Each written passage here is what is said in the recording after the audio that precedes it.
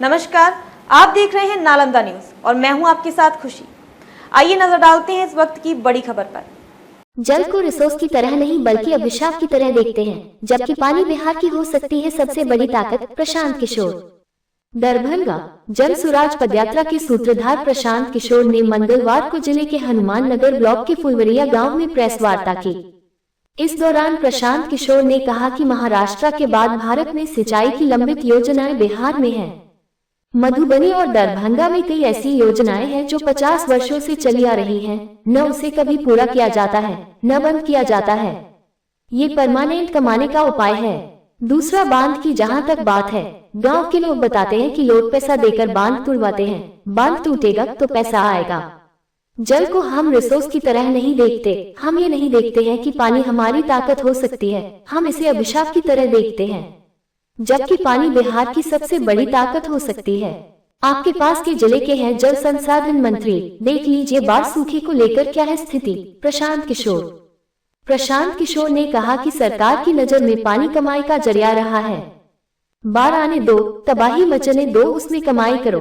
पानी से समाज की तरक्की कैसे होगी, बिहार का फायदा कैसे होगा, कैसे यहाँ बिजली पैदा होगी, सिंचाई कैसे होगी, इसकी चिंता सरकार को नहीं है।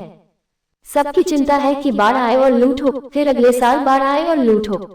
बिहार के जल संसाधन मंत्री संजय कुमार झा का नाम लिए बगैर प्रशांत किशोर ने कहा कि अभी आपके पास के जिले के जल संसाधन मंत्री हैं। आप देख लीजिए बाढ़ और सूखे को लेकर जिले की क्या स्थिति है। कहीं नहर खुदवा दिया और उसमें पानी ही नहीं आ रहा। नहर खुदवाकर कितने पैसे निकाल लिए गए। जो मैं बात कह रहा हूँ उसे आप दरभंगा में देख सकते हैं। प्रशांत किशोर ने 8.5 किलोमीटर तक की पदयात्रा। प्रशांत किशोर ने मंगलवार को कुल 8.5 किलोमीटर तक की पदयात्रा की।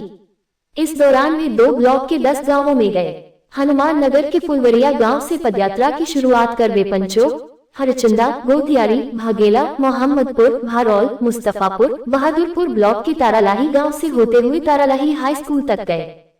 फुलवरिया के बच्चों के लिए विभिन्न प्रतियोगिताओं का आयोजन।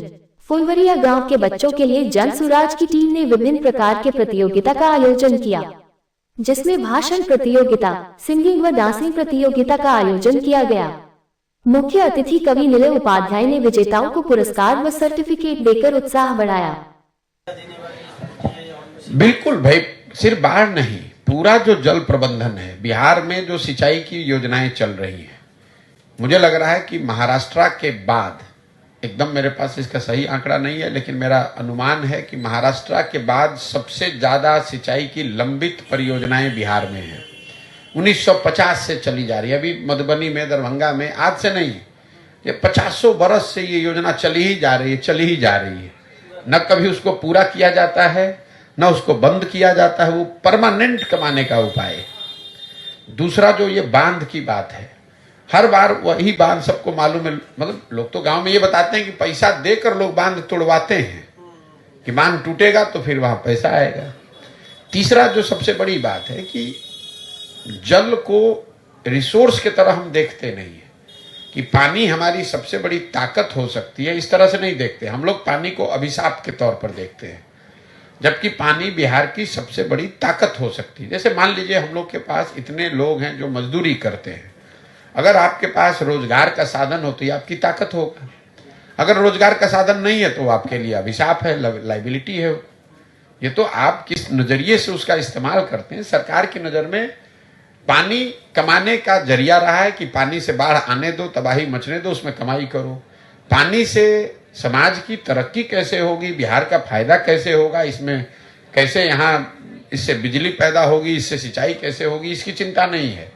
सबकी चिंता यह है कि हर साल बाढ़ आए और उससे लूट हो, फिर अगले साल बाढ़ आए फिर लूट हो। अभी तो आपके जिले के ही जल संसाधन मंत्री हैं और इस जिले की क्या दुर्दशा है बाढ़ और सूखे को लेकर, आप देख लीजिए। हम तो जितने प्रखंड से घूमकर आ रहे हैं, लोग अपशब्द ही बोल रहे हैं। कहीं कोई नहर, मतलब कि कहीं नहर खुदवा गया झूठ मूठ का, और वहां लोग बता रहे पानी ही नहीं आ रहा है, लेकिन खुदवा कर जो भी कितने हजार करोड़ रुपए उसमें निकाले गए। दरभंगा तो उसका जीता जागता, जो मैं बात कह रहा हूं इसको तो आप देख सकते हैं दरभंगा में। अब तक के लिए बस इतना ही, फिर होगी आपसे मुलाकात ऐसी ही एक और बड़ी खबर के साथ। तब तक के लिए नमस्कार और बने रहिए नालंदा न्यूज पर। अगर आप हमारी न्यूज को फेसबुक के माध्यम से देख रहे हैं तो हमारे पेज को फॉलो करना ना भूलें, और अगर हमारी न्यूज आप यूट्यूब के माध्यम से देख रहे हैं तो आप हमारे चैनल को सब्सक्राइब कर बेल आइकन दबाना ना भूलें, जिससे आपको नोटिफिकेशंस तुरंत मिल जाएं। धन्यवाद।